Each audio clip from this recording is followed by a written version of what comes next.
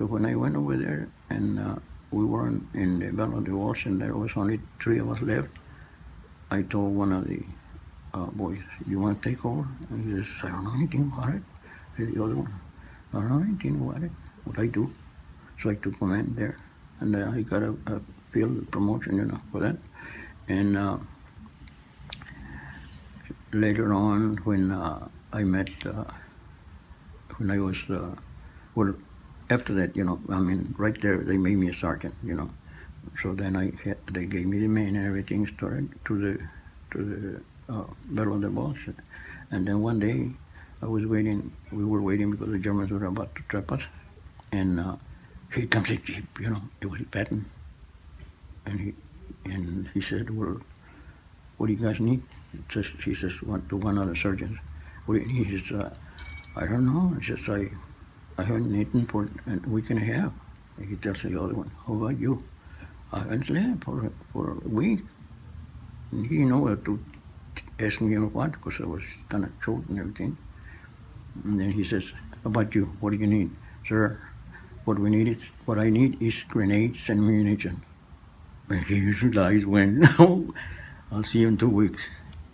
In 2 weeks he came, he's in the jeep, and I thought he went to, and then he sent me to a jeep to train me for an elite. So I ended up being an elite in his forces because of how I can think about the things so fast. And also, I was going to tell you about the Siegfried line. I was in charge of that one. They wanted, the colonel of the 2nd Armored Division came over and see me, and see my lieutenant, rather. And the lieutenant comes sees me, and he says, the colonel wants to see if you can do a little job for him. I said, "Well, what is it?" He says, "Go take a look and see what can be done to those doors that are blocking the Autobahn, so that the tanks could go through." And I said, "The artillery has been, 155 has been hitting it, and all it does is just explode and looks like 4th of July. And the airplanes had gone and tried with the rockets, nothing. So they wanted to see what could be done." I said, "That's a suicide mission." And then he said, "Well, if you don't want to, we'll get somebody else." "Well, give me a minute," I said. "But you know how pride gets us?" in less than a minute, he says, "I'll go." And then I told him, let me tell my men what's going to happen. And I called them up, and then one of them goes out, and they all got in, like the football players, they get into, a huddle. Yeah, and we're talking it over, and then they come over and they say, one of them says, "We talk about it and everything, and we know you have been doing these things the right way, or I don't know what's happening, but we've never lost any one of us, and we always got what we were set to do." And he said, we're going to go with you. We're not going to leave you alone. If we die together." And then the colonel says, "I didn't get him to do that for you." By treating them like human beings. I don't treat them like animals. What we did is that we formed a brotherhood, and there's 12 men, and we were looking after each other with our lives. And from there we went, and as I was going to go, another sergeant comes and says, "Hey, Silver, there's a patrol coming, German patrol coming back. He's not going to get this far." I said, "Oh, okay, that's my chance." So then we took off behind them.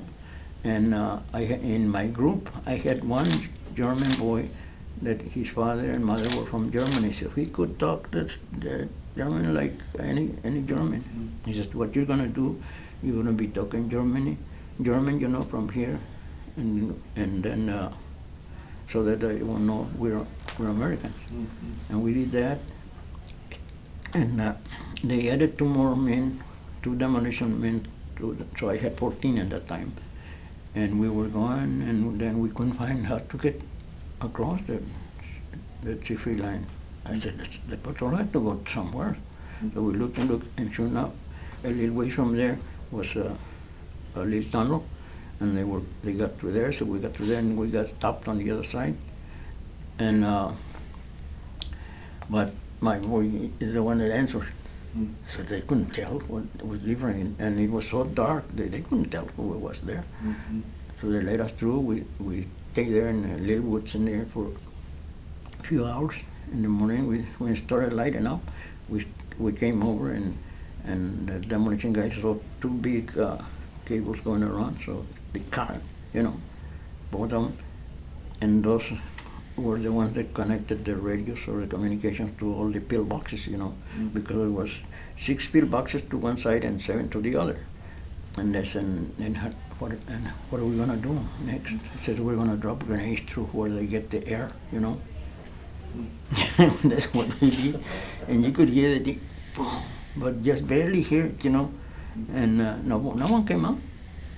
So we started doing it on all 6, and then on the other ones, and maybe they tried to communicate and ask and see what's going on, but since they probably couldn't hear, nothing. So we kept on doing the same thing. We got all 13 of them, and then we came over. I told the demolition guys, it's your turn now. So they went over, put the grenade.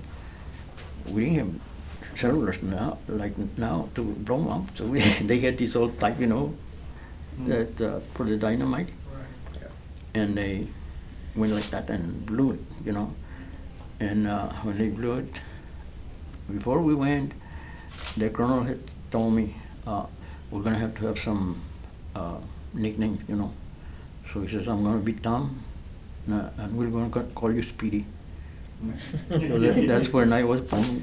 My name was born, Speedy. And then when the demolition guys knocked the doors out and just flew out, And then I got into the phone and I said, this is Speedy to Tom, this is Speedy to Tom.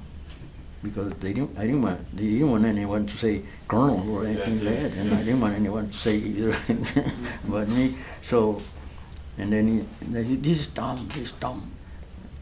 You can come in, and doors are open. And he goes, God damn it! I knew you could do it. So that was for the secret line. Then the tanks came over, and the first one they went across, the guy took his scarf and just waved it at us. And then the next tank that came, the colonel popped from the, the thing, the door that they have, and he gave us a salute. And said, oh my God, that's better than any medals, Wow. And my guys were happy about that. That's a great And story. so that's the story about the secret line.